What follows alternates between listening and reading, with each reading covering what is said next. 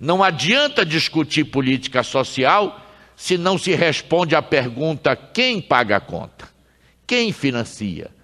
Não adianta fazer grandes declarações de intenções, né? Proteção aos trabalhadores, aos brasileiros pobres, né? Mas se não se responde à pergunta: quem financia? E nisso a Constituição de 88 inovou. Nós temos quantos orçamentos, meus amigos, né? Nós temos no Orçamento Geral da União 3 orçamentos. E o Constituinte colocou-os nessa ordem. O primeiro, o orçamento fiscal, fruto da arrecadação dos impostos. O orçamento de investimento das empresas estatais. E terceiro, o orçamento da Seguridade Social.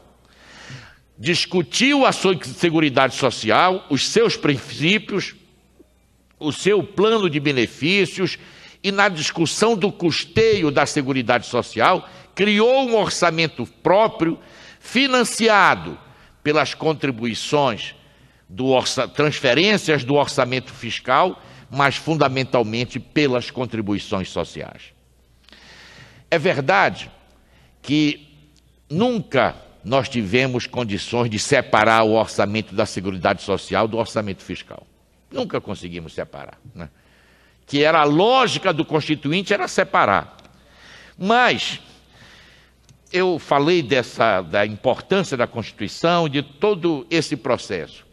Mas o Brasil viveu um paradoxo, uma contradição. Acabamos de elaborar a Constituição, Ulisses fez o discurso famoso da Constituição Cidadã, né?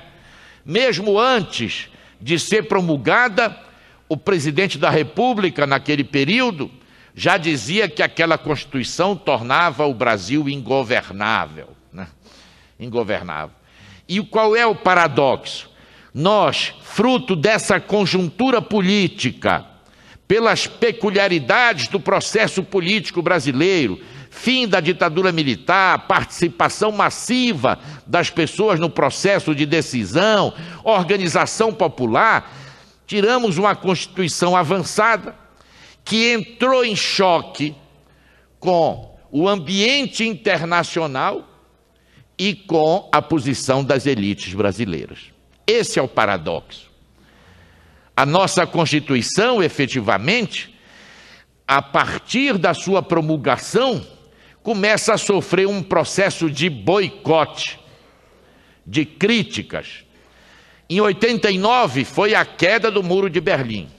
O auge do que se convencionou chamar do consenso de Washington, do neoliberalismo. As políticas e o paradigma adotado na Inglaterra por Margaret Thatcher, nos Estados Unidos por Ronald Reagan. Esse período, então, nós vivemos, principalmente no governo Fernando Henrique Cardoso, o desmonte da nossa Constituição, a tentativa de desmonte, porque ela resiste. Como é que se dá esse desmonte da Constituição nesse período? Através da não regulamentação. Artigos fundamentais da nossa Carta Magna, depois de 20 anos, não foram regulamentados. Não tem regulamentação. Então existe no corpo da Constituição, mas não existe na prática, porque não se foi capaz de votar uma lei que garanta esse direito. E pelo excessivo emendamento da Constituição, né? Nós já estamos na emenda 57ª, não é, Flávio? 57, né? 57 emendas à Constituição. O período mais fértil de emendas foi o período do governo Fernando Henrique Cardoso. Alterou profundamente a ordem econômica, alterou os princípios, alterou a Seguridade Social, a reforma da Previdência, depois a reforma da Previdência do Lula de novo, né? Mas, apesar de tudo isso, no que diz respeito à Seguridade Social, nós conseguimos manter o núcleo da proposta da Seguridade Social, com perdas para os trabalhadores, corte de benefícios, dificuldade para obter o benefício. Agora, meus amigos, nós estamos vivendo um outro ambiente. É por isso que me assusta o debate sobre essa reforma tributária, se não se leva em conta que o ambiente mudou.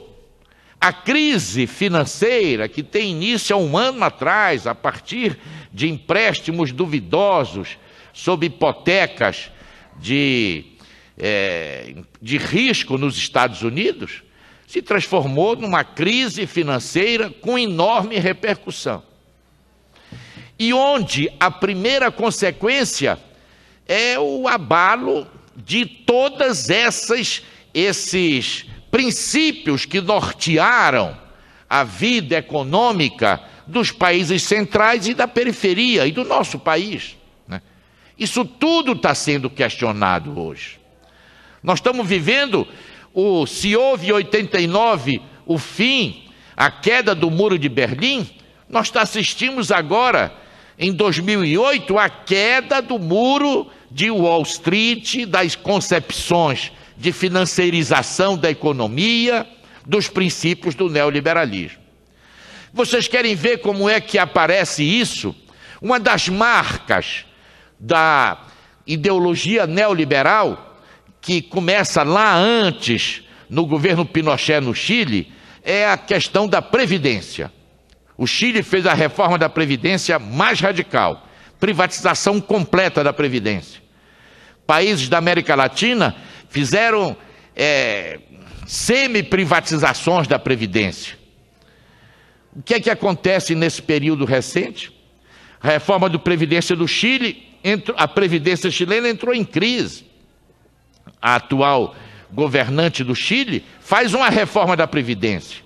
E o fato político mais relevante do período recente é que na Argentina, que tinha privatizado a Previdência, reestatiza os fundos de pensão privados. Todos aqui têm consciência que o nosso sistema tributário é complexo, nosso sistema tributário é caro, mas o principal defeito do nosso sistema tributário é que ele é profundamente injusto. Injusto. Essa é a marca da sociedade brasileira. A injustiça social e a injustiça tributária. Os pobres pagam mais impostos no Brasil do que os ricos, né? Essa é a marca do nosso sistema tributário, né? Uma tributação baseada fundamentalmente em impostos indiretos, uma subestimação de impostos sobre a renda, sobre a propriedade. Os impostos, eles se situam mais na área do consumo e de forma indireta. 1 litro de leite comprado por alguém que ganha um salário mínimo paga o mesmo imposto que 1 litro de leite comprado por um banqueiro milionário, né? Não tem progressividade no imposto de consumo.